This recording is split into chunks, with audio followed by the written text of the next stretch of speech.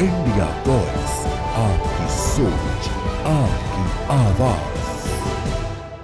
नमस्कार, आपका बहुत स्वागत है इंडिया वॉइस पे। मैं हूं आपके साथ समृद्ध मिश्रा। बुलेटिन की शुरुआत करते हैं पहली खबर के साथ।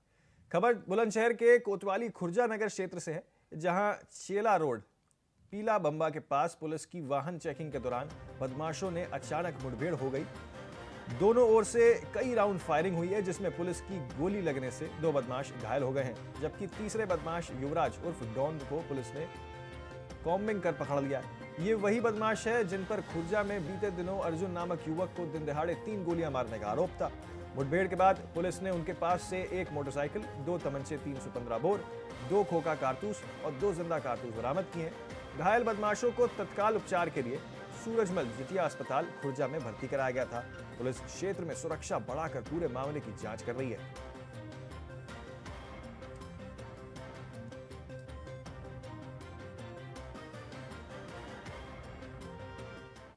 थाना खुर्जा नगर पुलिस एवं स्वाट टीम देहात की संयुक्त रूप से चेकिंग के दौरान 3 अपराधियों के साथ मुठभेड़ हुई है, जिसमें 2 अपराधियों को घायल अवस्था में एवं 1 अपराधी को सामान्य अवस्था में गिरफ्तार किया गया है।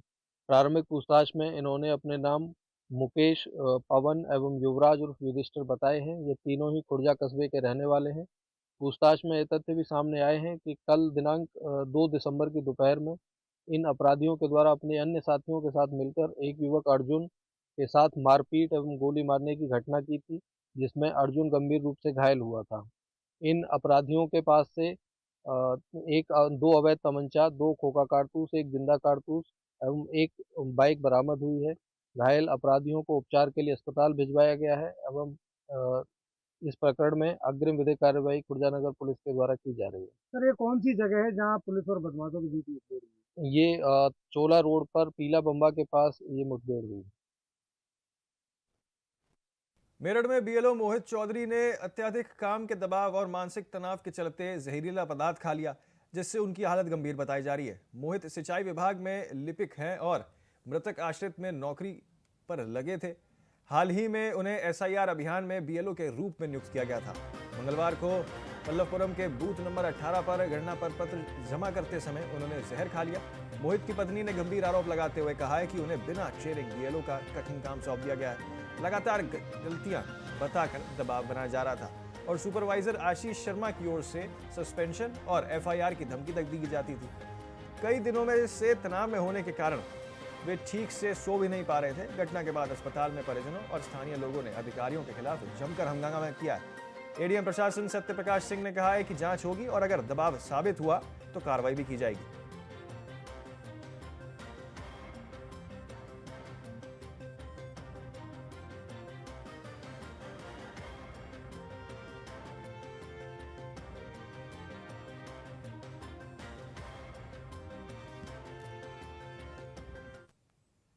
जालौन के कदौरा थाना क्षेत्र स्थित बस स्टैंड पर उस समय अफरा तफरी मच गई जब एक युवक और युवती के बीच सड़क पर हाई वोल्टेज ड्रामा देखने को मिला।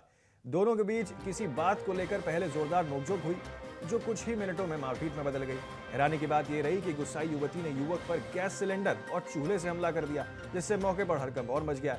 मारपीट को देखते हुए सड़क पर राहगीरों और दुकानदारों की भारी भीड़ एकत्रित हो गई, लेकिन किसी ने झगड़ा रोकने की कोशिश नहीं की। इसके बजाय कई लोग मौके पर वीडियो बनाते रहे और बाद में इसे सोशल मीडिया पर वायरल करते हुए भी नजर आए। घटना काफी देर तक चलती रही, जिससे बस स्टैंड क्षेत्र में यातायात भी बाधित हो गया है। फिलहाल पुलिस मामले की जांच कर रही है और घटना के कारणों का पता लगाने का प्रयास किया जा रहा है।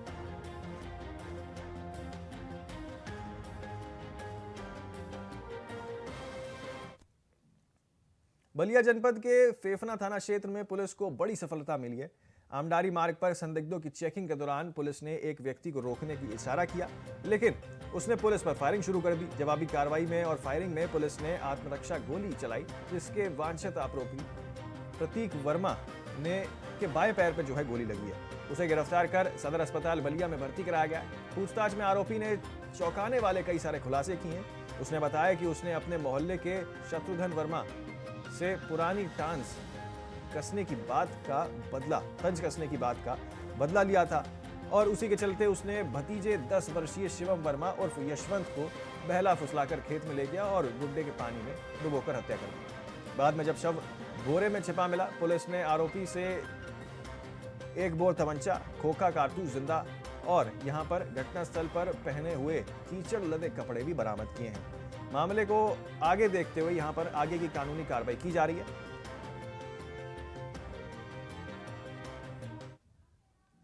में पुलिस अधीक्षक द्वारा अपराध एवं अपराधियों के विरुद्ध चलाए जा रहे अभियान के क्रम में फेफना पुलिस के द्वारा संदिग्ध व्यक्तियों एवं अपराधियों की चेकिंग आमडारी से पकड़ी वाले मार्ग पर की जा रही थी, जिसी के क्रम में एक संदिग्ध की जब रुकने का इशारा किया गया तो उसने पुलिस टीम पर फायरिंग कर दी। पुलिस टीम के द्वारा आत्मरक्षार्थ में फायरिंग की गई, जिससे उसके पैर में गोली लगी। उससे जब पूछताछ की गई तो उसने अपना नाम प्रतीक कुमार वर्मा बताया, जो आमडारी का रहने वाला है और 2 दिन पूर्व शिवम वर्मा 10 वर्ष उसकी पानी में डुबोकर हत्या करने के साथ उसको शव को बोरे में रखकर छुपा दिया था। उसकी तलाशी ली गई तो उसके पास से हत्या में इस्तेमाल हुए मिट्टी लगे कपड़े एवं एक नाजायज तमंचा, एक जिंदा व एक खोखा कारतूस बरामद हुआ। उसको तत्काल अस्पताल भिजवाया गया। मौके पर पुलिस फोर्स। तो सीतापुर में एक दर्दनाक सड़क हादसे में बाइक सवार होमगार्ड की मौत हो गई। घटना सिधौली इलाके की बताई जा रही है, जहां देर रात ड्यूटी से लौट रहे होमगार्ड को तेज रफ्तार अज्ञात वाहन ने जोरदार टक्कर मार दी। टक्कर इतनी भीषण थी कि होमगार्ड गंभीर रूप से घायल होकर सड़क पर ही गिर गए। आसपास मौजूद लोगों ने उन्हें तुरंत अस्पताल पहुंचाया, लेकिन गंभीर चोटें आने के कारण उपचार के दौरान उनकी मृत्यु हो गई। हादसे के बाद अज्ञात वाहन चालक मौके से फरार हो गया। स्थानीय पुलिस ने घटनास्थल का निरीक्षण कर अज्ञात वाहन की तलाश शुरू कर दी है। होमगार्ड की अचानक हुई मौत से परिवार और विभाग में शोक का माहौल बना हुआ है। पुलिस सीसीटीवी फुटेज खंगालेगी और प्रत्यक्षदर्शियों से पूछताछ कर आरोपी वाहन चालक का पता लगाने में जुटी हुई है।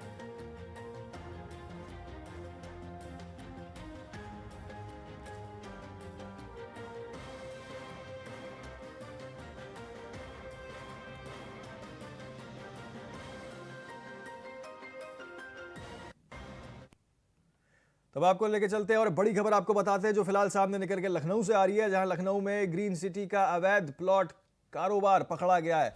एलडीए ने नक्शा पास दिखाकर जावेद बिल्डर्स को ठगी करने का यहां पर बात कही है। 40 लाख फीट डुप्लेक्स और प्लॉट आम जनता को बेचे गए हैं। शिकायत के बावजूद एलडीए ने कोई ठोस कार्रवाई यहां पर नहीं की है।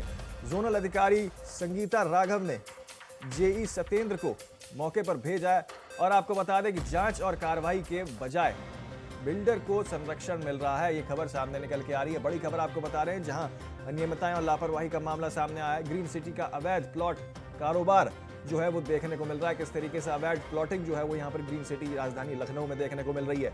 जावेद बिल्डर के ऊपर तकरीबन 40 लाख फीट डुप्लेक्स और प्लॉट बेचे गए हैं, ये बात सामने निकल के आ रही है। बिल्डर को मिल रहा है एलडीए का संरक्षण, ये बात भी सामने निकल के आ रही है। इसी खबर पर अधिक जानकारी के साथ हमारे संवाददाता लखनऊ से पंकज मंडल जो है वो जुड़ चुके हैं। पंकज, क्या पूरा मामला बताया जा रहा है? यहाँ पर अवैध प्लॉटिंग की बात कही जा रही है ग्रीन सिटी में। राजधानी लखनऊ में इतनी सारी अनियमितताएं, एलडीए की निगरानी किस तरीके से चल रही है अब इस पर? जी, राजधानी लखनऊ के पर आपको बता दें कि नहरिया के पास में जो साउथ सिटी है उसके बगल में यहाँ पर लखनऊ ग्रीन सिटी के नाम से एक लेआउट लखनऊ विकास प्राधिकरण पास किया गया है। महत्वपूर्ण बात है कि उसने 40,000 स्क्वायर फीट का नक्शा पास कराया, उसके बाद 40 लाख वो लोगों को बेच चुके हैं। यानी लखनऊ विकास प्राधिकरण का नक्शा दिखाकर लोगों को किस तरह से ठगी का शिकार बना रहे, पहली बात। दूसरी बात यह है कि लखनऊ विकास प्राधिकरण लगातार प्रतिदिन अभियान चलाकर 7 जोन है, 7 जोनों में कहीं ना कहीं कार्रवाई करता रहता है।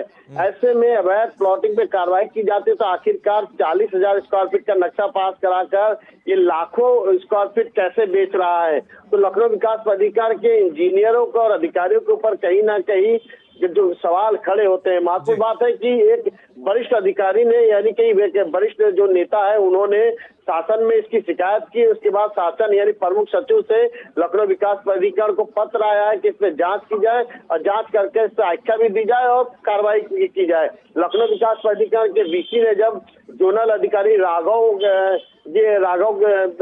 रावत जी को ये दिया है, संगीता राघव को जब ये पत्र दिया है कि जांच की जाए, तो वहां पर मौके पर जो जेई है वो सत्येंद्र वहां पर जांच करने पहुंचे। सत्येंद्र ने वहां जांच करने के बजाय उन्होंने बिल्डर से, यानी जो जावेद बिल्डर है ग्रीन सिटी के नाम से जो डेवलप कर रहे हैं, उनसे मुलाकात की और जेई ने उनको रास्ता बता दिया कि जाइए आप विधायक से मिल लीजिए, जो वरिष्ठ नेता है उनसे मिल लीजिए, उसके बाद आप मामला मैनेज कर लीजिए। जब वो आदमी उस शिकायतकर्ता के पास पहुंचता है तो कहता है कि जो जेई है उसको मैंने मैनेज कर लिया है, अब आप शांत हो जाइए। तो ये बताता है कि जो कार्रवाई करने के बजाय लखनऊ विकास प्राधिकरण के इंजीनियर कितने भ्रष्टाचार में लिप्त है कि अवैध निर्माण के ऊपर कार्रवाई लगातार चल रहा है। लखनऊ विकास प्राधिकरण द्वारा लगातार ट्वीट किया जाता है, एक्स पर पोस्ट किया जाता है, सोशल मीडिया पे डाला जाता है, बावजूद इसके जो रियल में जो बड़े बिल्डर है, जो तबकेदार बिल्डर है यानी दबंग बिल्डर है, उनके ऊपर कोई कार्रवाई नहीं की जाती है। यही वजह है कि केवल खाना पूर्ति करने के लिए कागजों में अपनी खाना पूर्ति करते हैं, कागजों में अपनी कार्रवाई दिखाते हैं, मौके पे कोई कार्रवाई नहीं की जाती है। यही वजह है कि राजधानी लखनऊ में सैकड़ों हजारों की तादाद में अवैध निर्माण का चकीरा बढ़ता जा रहा है। लखनऊ विकास प्राधिकरण के बीसी प्रथमेश कुमार लगातार कार्रवाई करने की बात कर रहे हैं। हालांकि लखनऊ विकास प्राधिकरण के बीसी प्रथमेश कुमार ने लखनऊ विकास प्राधिकरण को तमाम योजनाओं सहित उनको एक रफ्तार तो दी है, लेकिन कहीं ना कहीं जो भ्रष्ट इंजीनियर हैं उनकी मिली भगत से अवैध निर्माण का जखीरा बढ़ता जा रहा है। यही वजह है कि सुल्तानपुर रोड पर एलडीए से नक्शा पास कराकर एलडीए के आंख में धूल झोंक कर किस तरह से एलडीए का करोड़ों रुपए का जो रेवेन्यू है वो कहीं ना कहीं गबन करके और कहीं ना बिल्डर देखा जा रहा है कि लगातार लोगों को बेच रहा है। अब देखने वाली बात होगी कि इस पर आखिरकार क्या कार्रवाई की जाती है और जो जोनल अधिकारी है संगीता रावत उसके द्वारा क्या रिपोर्ट तैयार की जाती है, ये देखने वाली बात होगी। लेकिन ये जरूर है कि लखनऊ विकास प्राधिकरण के जो इंजीनियर है सत्येंद्र कुमार ने खेल करना शुरू कर दिया है। यही वजह है कि बिल्डर न डर रहा है और न बिल्डर कोई काम कर रहा, बल्कि वो सीधे मैनेज की बात कर रहा है। यानी कहिए कि लखनऊ विकास प्राधिकरण की मिली भगत से अवैध बिल्डरों का जखीरा किस तरह से बढ़ता जा रहा है, ये तस्वीरों में साफ देखा जा रहा है। आप वीडियो में साफ देख सकते हैं कि कितना बड़ा एरिया है और किस तरह से डेवलप किया जा रहा है। लखनऊ विकास प्राधिकरण की मिली भगत से अवैध निर्माणों का जखीरा बढ़ता जा रहा है। बीसी लगातार कार्रवाई करने की बात कर रहे हैं, लेकिन जेई क्या है कि जहां कार्रवाई करनी होती है वहां नहीं कार्रवाई करता और जहां कार्रवाई करनी नहीं होती है वहां पर कार्रवाई, यानी कहिए केवल खाना पूर्ति कर रहे हैं। और कहीं ना कहीं इसका जब आला अधिकारी तक मामला यानी शासन तक पहुंचा तो शासन से पत्र लिखा गया। अब देखने वाली बात होगी कि इस पे क्या जांच रिपोर्ट शामिल करते हैं, किस तरह से कार्रवाई करते हैं और किस तरह से जो अधिकारी यानी कहीं के जिनके कार्यकाल में जो भी इंजीनियर यहाँ पे रहे हो या फिर जो भी जोनल अधिकारी रहे हो उनके ऊपर क्या रिपोर्ट बनती है और उनके ऊपर क्या कार्रवाई होती है, बड़ा सवाल खड़ा करता है। क्योंकि जब तक अधिकारी और इंजीनियर इन सभी के ऊपर कार्रवाई नहीं होगी तब तक अवैध निर्माण नहीं रुकेंगे और इस तरह से जो बिल्डर पनप रहे हैं, जो थोड़ा सा नक्शा पास करा के सैकड़ों बीघा बेच देते हैं, उनका भी लगाम नहीं कसा जाएगा। यही वजह है कि जिस तरह से अगर उन्होंने सैकड़ों बीघा पास करा लिया था तो करोड़ों रुपए एलडीए के खाते में जाता है। यानी कहिए कि लखनऊ विकास प्राधिकरण के इंजीनियर लखनऊ विकास प्राधिकरण के रेवेन्यू में भी चपत लगा रहे हैं, वहीं पर अवैध निर्माणों का जखीरा बढ़ाते जा रहे हैं और कहीं ना कहीं अपने भ्रष्टाचार के चलते लखनऊ विकास प्राधिकरण को बदनाम कर रहे हैं। ऐसे में लखनऊ विकास प्राधिकरण क्या रिपोर्ट तैयार करता है और लखनऊ विकास प्राधिकरण के बीसी क्या कार्रवाई करते हैं, ये बड़ा सवाल खड़ा करता है। पंकज, देखिए आपने अभी जिक्र किया थोड़ी देर पहले कि देखिए जेई जो है वो ये कह रहे थे कि आप जो है विधायक से जाके मिल लें, तो क्या राजनीतिक सुगबुगाहट भी इसमें देखने को मिल रही है, राजनीति भी क्या इसमें देखने को मिल रही है क्या? एक और देखिए किसी प्रकार की कोई राजनीति नहीं है। यानी कहिए कि इसमें जो बिल्डर है उन्होंने थोड़ा सा नक्शा पास कराकर सैकड़ों बीघा बेच रहे हैं। ऐसे में एक वरिष्ठ नेता ने इसकी शिकायत की, यानी जो पीड़िता है पीड़िता जाके उस नेता से मिलता तो नेता ने शासन पे शिकायत की और शासन से यहाँ पर पत्र आया है। तो जो बिल्डर थे वो सीधे वो वरिष्ठ नेता के पास पहुंच गए कि भाई आप इस मामले शांत हो जाइए। हालांकि नेता ने उसको डांट कर भगा दिया कि तुम लोग भ्रष्टाचार फैलाए हो, तुम लोग गलत कर रहे हो। लेकिन बावजूद उसके जेई कार्रवाई करने के बजाय एक फाइल तैयार कर रहे हैं। जो जोनल अधिकारी है संगीता राघव से मिलकर फाइल तैयार कर रहे हैं कि किस तरह से इसको बचाया जाए, यानी कार्रवाई करने के नाम पर आम लोगों के ऊपर छोटे छोटे से मकान को सील कर यहाँ पर देखिए 40 लाख फीट डुप्लेक्स और प्लॉट बेचे गए हैं, ये खबर सामने निकल कर आ रही थी। तो आपको बता रहे किस तरीके से बिल्डर को यहाँ पर जो है एलडीए की ओर से झटका जो है वो मिला है। ग्रीन सिटी का अवैध प्लॉट कारोबार अब कहीं ना कहीं इस पे शिकंजा कसते हुए एलडीए किस तरीके से नजर आता है, खैर देखने वाली बात होगी। बहुत शुक्रिया पंकज आपका तमाम जानकारी हमारे साथ इस विषय पे साझा करने के लिए। आगे बढ़ते हैं अगली खबर की ओर। मेरठ में बीएलओ मोहित चौधरी ने अत्यधिक काम के दबाव में और मानसिक तनाव के चलते जहरीला पदार्थ खा लिया था, जिससे उनकी हालत काफी ज्यादा गंभीर बनी हुई थी। मोहित जो है वो सिंचाई विभाग में लिपिक है और मृतक आश्रित में नौकरी पर लगे हुए थे। हाल ही में उन्हें एसआईआर अभियान में बीएलओ के रूप में नियुक्त किया गया था। मंगलवार को पल्लवपुरम के बूथ नंबर 18 पर गणना प्रपत्र जमा करते समय उन्होंने जहर खा लिया। मोहित की पत्नी ने गंभीर आरोप यहां पर यह लगाया है कि उन्हें बिना चेयरिंग बीएलओ का कठिन काम सौंप दिया गया है। लगातार गलतियां बढ़ाकर दबाव बनाया जाता है और सुपरवाइजर आशीष शर्मा की ओर से सस्पेंशन और एफआईआर की धमकियां दी जाती हैं। संजय जी, किस चीज को लेकर दिक्कत बस ये ऐसी था। क्या हुआ था? क्या क्या खाया आपने? क्यों डिप्रेशन? किस चीज को लेकर के? बस ये ऐसी था, बस और क्या था। लोड था किसी चीज का, कोई बर्डन था कुछ? तो आप बताओ। मुझे बर्डन क्या था जी, बस ऐसी, बस और क्या था। कहाँ पर है आप बीएलओ तैनात हैं? हैं? कहाँ पर है बीएलओ तैनात हैं? बीएलओ मैं तो इसी सिंचाई विभाग में काम करता हूँ। हाँ, तो क्यों आपने ऐसा? बस डिप्रेशन था जी, और क्या था। उन्हें बीएलओ के लिए अपॉइंट किया गया है। वो इतना डिप्रेशन ले रहे थे पिछले कई दिनों से, बहुत ज़्यादा। यही वजह है कि उन पे बहुत प्रेशर डाला गया है कि फॉर्म इकट्ठे करो उनके सुपरवाइज़र के थ्रू, बहुत ही ज़्यादा। इसीलिए उन्होंने जहर खाया है। बहुत परेशान थे, पिछले कई दिनों से वो सो नहीं रहे हैं। देर रात घर आते हैं, सुबह जल्दी चले जाते हैं। रात को फीडिंग का वर्क करना, मैपिंग करनी, बहुत सारी चीज़ें हैं इस चीज़ के अंदर। और दूसरी बात यह है कि उन्हें कोई ट्रेनिंग नहीं दी गई है पहले। बार बार करते हैं, बोल दिया जाता है कि गलत है, और फिर ये बोला जाता है कि अपने उच्च अधिकारियों को तुम जवाब देना, हम नहीं करेंगे। हो सकता है तुम्हारी नौकरी चली जाए, हो सकता है तुम्हारे खिलाफ एफआईआर हो जाए। 70 चीज़ें उन्हें बोली जाती है, इसलिए उन्होंने डिप्रेशन लिया इतना। हमारा मिनिस्ट्रियल एसोसिएशन इरिगेशन डिपार्टमेंट है जी, मैं खंडी अध्यक्ष हूँ भैया उसका। भैया कोई अपील करोगे? हाँ, अभी देखो एडीएम ई साहब ने कहा है कि जब वो स्वस्थ हो जाएगा और मेरे पास आएगा, मुझे बताएगा, तो मैं उसके खिलाफ तुरंत उसकी वैधानिक कार्रवाई की जाएगी, जो भी कुछ होगी। एडीएम साहब में आश्वस्त करके गए हैं और फिर सभी कर्मचारियों ने उनकी बात माना है, क्योंकि सब लोक सेवक हैं, इसी एवज में सब कर्मचारी होते हैं, तो अधिकारियों की बात सर्वोपरि होती है। हमारे बीएलओ ने जहर खाया है, तो जैसा मतलब जैसे जो उनके मतलब और लोग बता रहे हैं, वो लोग बता रहे हैं कि समीक्षा काफ़ी ज़्यादा मतलब की जा रही थी उसकी तरफ से, सुपरवाइज़र की तरफ से, और शायद उसका मतलब वो रहा, क्योंकि अभी खुद बताने की स्थिति में नहीं। मैं पेशेंट से मिलने भी गया था, तभी इसकी स्थिति वैसे स्टेबल है, अभी खतरे से बाहर है, बट अभी वो बात करने की स्थिति में नहीं बहुत ज़्यादा।